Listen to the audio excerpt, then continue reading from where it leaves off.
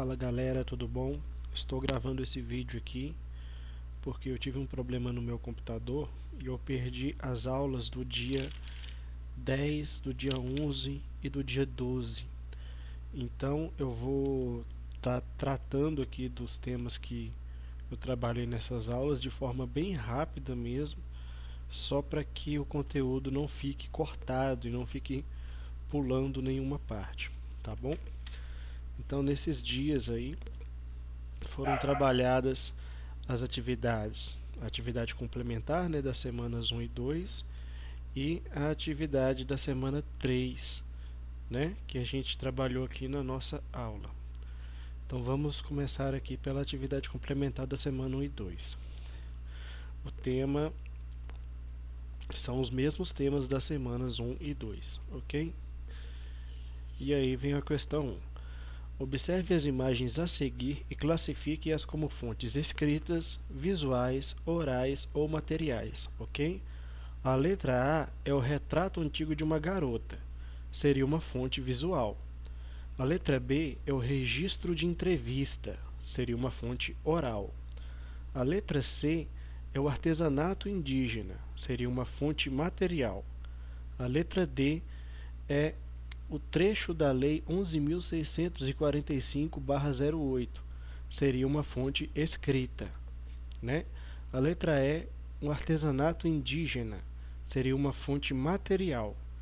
E a letra F, um grafite próximo aos Arcos da Lapa, no Rio de Janeiro, né? Seria uma fonte visual, ok? Vocês respondendo dessa forma fica certo. A número 2. Assinale a opção abaixo que apresenta apenas os exemplos de fontes escritas.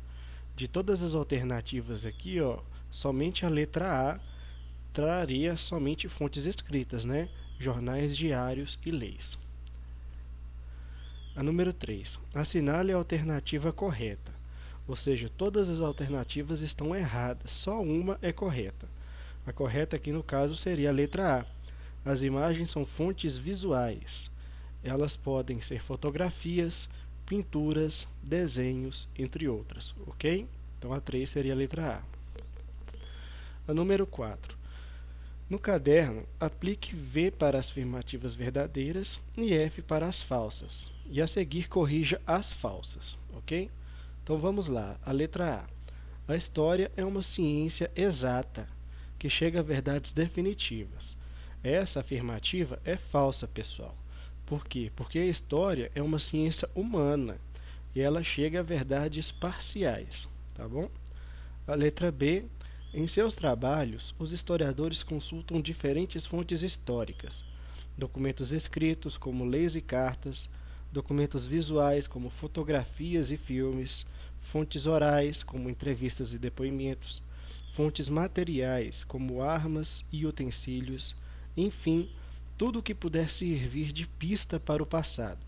Essa é verdade, né? Então, a gente assinala como verdadeira. A letra C. O resultado do trabalho do historiador depende das fontes que selecionou, do seu modo de pensar, da época em que está vivendo e das perguntas que faz. Essa também é verdadeira. E a letra D. A história é feita somente por reis, generais e políticos importantes. Essa é falsa, pessoal. Por quê? Porque a história não é feita apenas pelos grandes personagens, mas por todos nós, ok? Aqui é a questão 5. O trecho a seguir é de uma notícia veiculada no site Tecmundo. Leia-a com atenção. Como os drones estão ajudando arqueólogos a fazer uma revolução na área. Esqueça o pincel e os clichês quando ouvir falar de arqueologia.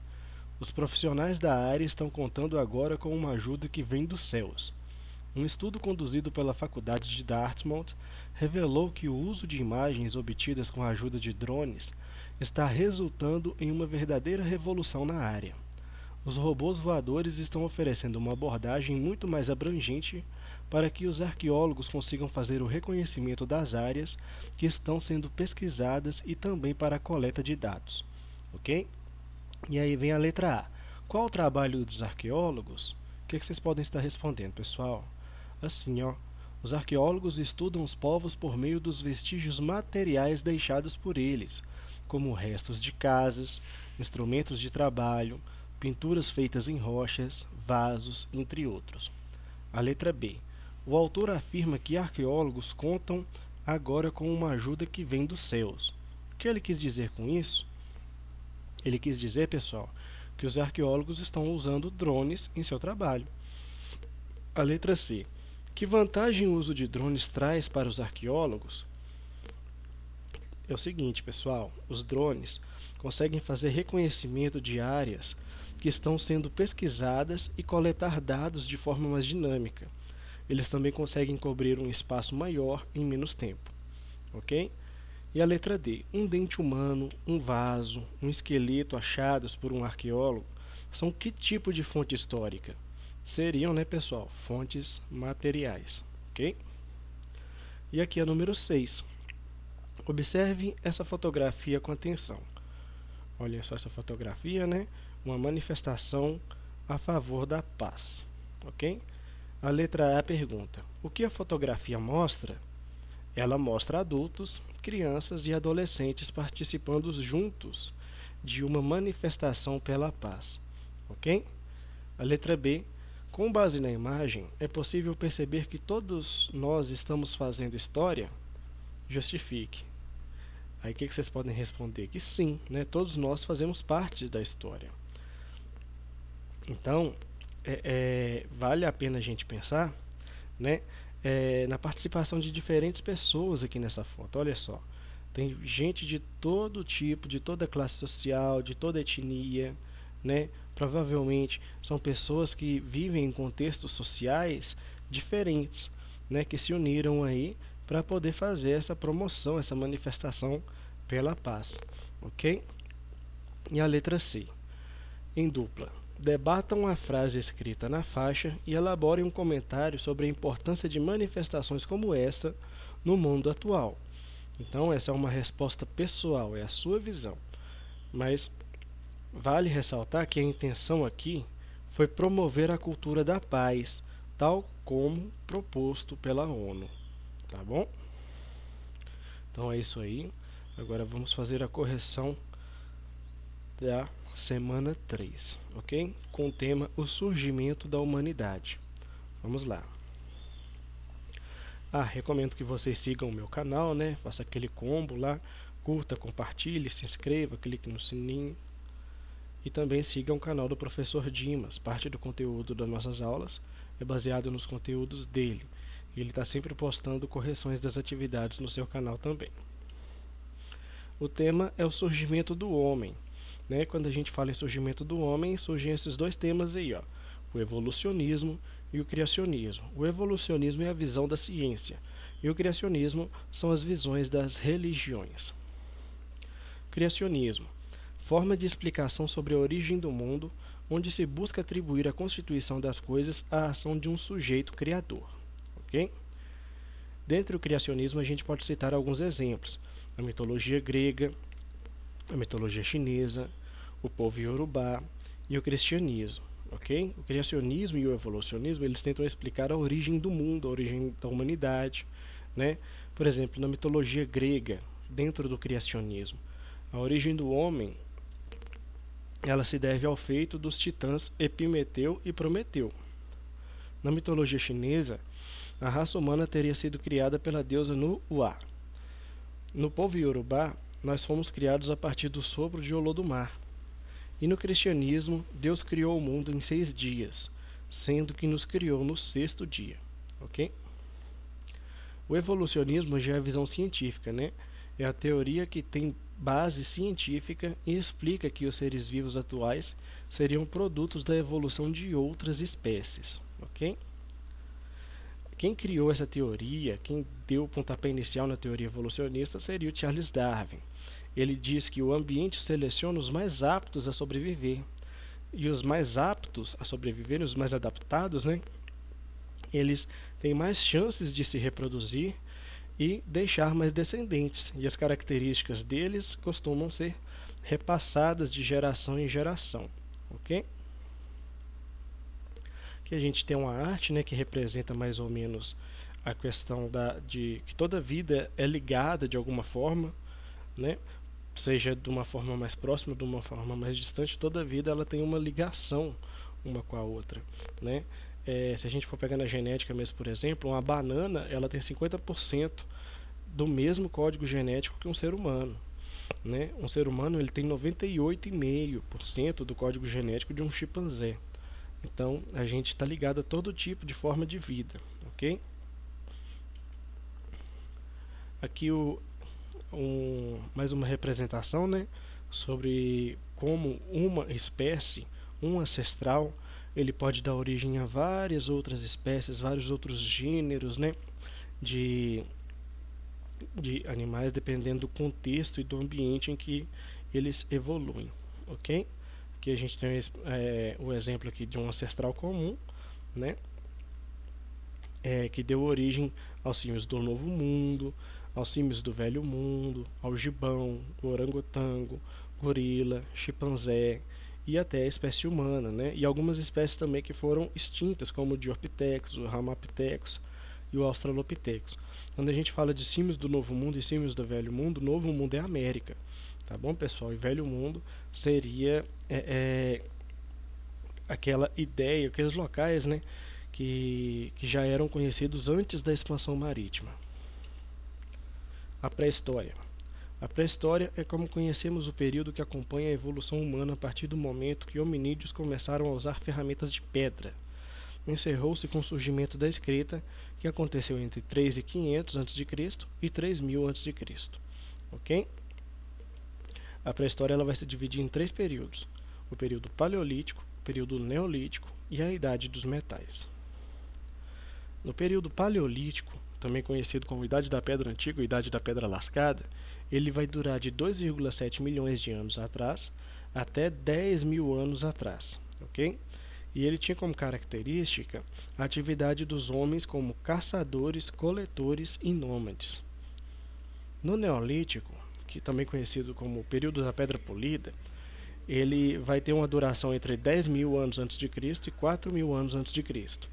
E ele vai ter como características o desenvolvimento da agricultura, da criação de animais, a sedentarização do homem na margem dos rios, né? E também a característica de caçador e coletor, que o ser humano ainda continuava usando esses recursos, né, como meio de garantir seus meios de sustento. Então, só para relembrar, no Paleolítico a gente vai ter uma atividade nômade, vai ter o descobrimento do fogo, o descobrimento das primeiras ferramentas, né?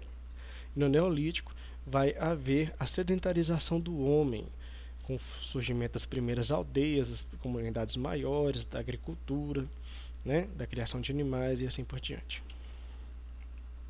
A Idade dos Metais. Ela vai durar de 9 mil anos até 7.500 anos antes de Cristo. Ela é marcada pela descoberta do ferro, do cobre e do bronze.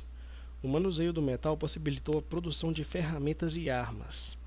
O primeiro passo para a construção de sociedades mais complexas e o surgimento das primeiras identidades de Estado. Ok? Então o metal foi fundamental para o desenvolvimento, o aprimoramento técnico das civilizações. Então vamos lá. Primeira parte da Era do Metal vai ser a Idade do Cobre, que vai durar de 9.000 a 7.500 anos antes de Cristo. O cobre ele foi o primeiro metal a ser utilizado e ele era utilizado em armas, utensílios e ferramentas. Depois, e lembrando, né, pessoal, o pessoal que tinha uma arma de cobre, geralmente dentro de um conflito ele tinha uma vantagem sobre as pessoas que, né, os equipamentos que ainda tinham armas de madeira, de ossos, né, e assim por diante. Depois veio a Idade do Bronze, né, a partir de 5.000 a.C. A Idade do Bronze, ela é caracterizada pela fabricação do bronze, né, que é uma liga metálica formada pela junção de cobre e estanho. Então o bronze ele já é um pouco mais resistente que o cobre. Então as civilizações que tinham o domínio da produção do bronze, de armas de bronze, geralmente levavam alguma vantagem assim de resistência, né, das armas dentro de um combate. E o bronze ele era usado tanto nas atividades da agricultura quanto na domesticação de animais também. ok? E depois, né, até o ano de 1200 a.C., a gente vai ter então a Idade do Ferro. O ferro, ele também vai seguir a mesma lógica, né? O ferro, as civilizações que têm o domínio do ferro, elas vão ter uma vantagem superior em relação às que têm o domínio somente do bronze e somente do cobre, ou então de outros materiais, né? O ferro, ele pode garantir a produção de ferramentas e armas mais resistentes, ok? E ele era usado também para todos esses aspectos já citados, né? Mas ele também era usado na construção de fortalezas e pontes, tá bom? A arte rupestre. Quando a gente fala de pré-história, a gente tem que estar sempre lembrando da arte rupestre, que é a primeira forma de arte, né, que é desenvolvida aí pela humanidade, ok? Então vamos lá. Chamamos de arte rupestre as criações artísticas feitas em rochas durante a pré-história. Os pigmentos utilizados são materiais facilmente encontrados na natureza, como argilas, minerais, carvão, ossos carbonizados e vegetais misturados a claras de ovo, sangue, excrementos, principalmente de morcegos, gordura animal, bem como ceras e resinas vegetais. Eles representavam seu dia a dia, animais e eventos como caçadas, né?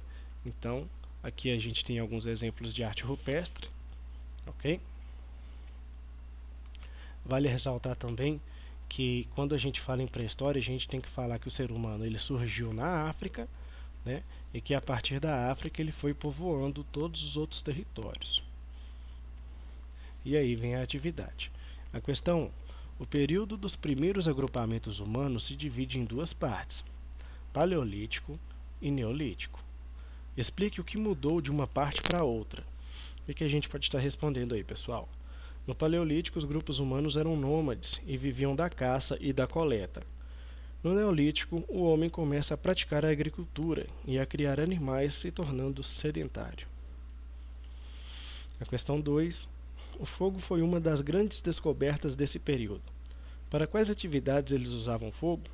O que a gente pode estar respondendo? Iluminar a noite, aquecer, afugentar animais e cozinhar alimentos. Ok? Questão 3. Existem duas teorias sobre o surgimento dos seres humanos. Explique o que diz cada uma dessas teorias, né? A primeira teoria é o criacionismo. O criacionismo ele é baseado na fé da criação divina do homem. E a letra B é o evolucionismo.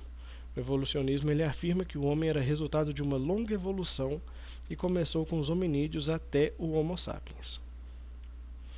A número 4. A imagem abaixo representa uma pintura rupestre localizada na caverna de Las Calques. Explique o que os homens costumavam representar nessas pinturas. O que vocês podem responder, pessoal? Eles representavam seu dia a dia e representavam também alguns animais e eventos como caçadas.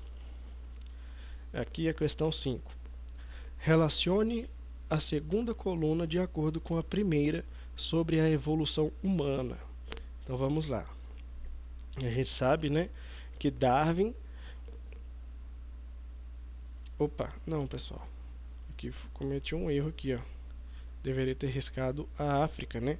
O continente de onde teriam surgido os primeiros hominídeos. A África. Ok? Ó, pra você ver, aqui eu já corrigi. Normal. A letra C, né? Letra C seria o Homo sapiens sapiens, que é o nome científico da espécie humana. Tá bom? Aqui, o modo de vida que migra constantemente e não tem moradia fixa seria o nômade, ok? Aqui, ó, o naturalista que desenvolveu a teoria sobre a evolução, aí sim seria o Darwin, né? Aqui, ó, o grupo no qual estão inseridos homens e macacos seria a letra F, primata. E a última aqui, ó, o modo de vida daqueles que se fixam em um determinado território seriam os sedentários, ok? É isso, peço mais uma vez que vocês sigam o meu canal e sigam o canal do professor Dimas Antônio, tá bom? É isso aí, pessoal, espero que tenha sido de bom proveito para vocês e até a próxima. Valeu!